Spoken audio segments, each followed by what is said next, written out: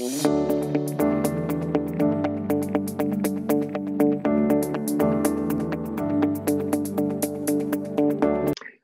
probablement une des applications les plus importantes et pertinentes de l'oscillométrie, c'est pour la mesure de la mécanique respiratoire chez le jeune enfant. Vous savez qu'il est très difficile de réaliser une spirométrie chez les enfants préscolaires. Seuls 40% environ des enfants arrivent à faire plus d'une manœuvre forcée acceptable entre 3 et 4 ans.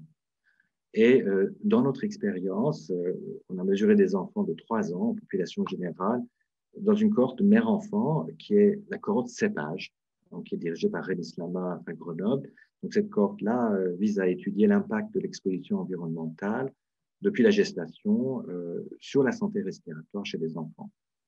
Alors, on avait mesuré 237 enfants.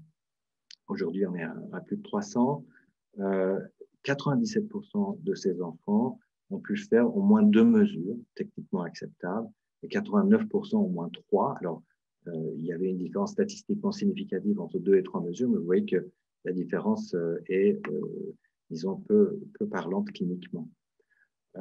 Donc, c'est une technique que même les très jeunes enfants peuvent facilement, chez qui on peut facilement obtenir des données de qualité.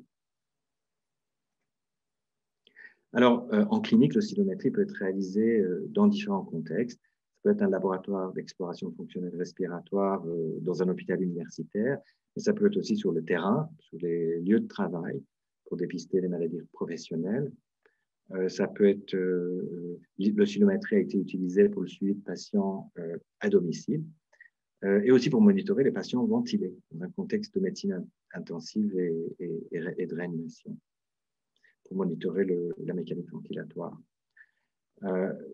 On peut utiliser l'oscillométrie pour le diagnostic et le suivi de pathologies obstructives chroniques telles que l'asthme et la BPCO. Et en particulier, l'oscillométrie est très sensible à l'hétérogénéité mécanique, qui est la marque des pathologies obstructives et qui est peu ou pas détectée par la spirométrie. En résumé, l'oscillométrie, je pense que c'est un excellent complément à la spirométrie en exploration fonctionnelle respiratoire. C'est un examen qui ne nécessite pas de coopération active, mais est particulièrement intéressant chez les sujets qui ne peuvent pas faire une spirométrie, comme les très jeunes enfants, les patients sévères, les patients handicapés, physiques ou cognitifs.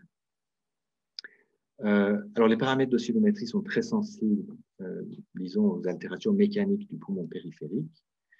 On peut appliquer la spirométrie dans différents contextes, aussi bien en cabinet qu'en CHU ou pour un dépistage sur le terrain, donc dans un environnement disons, plus professionnel.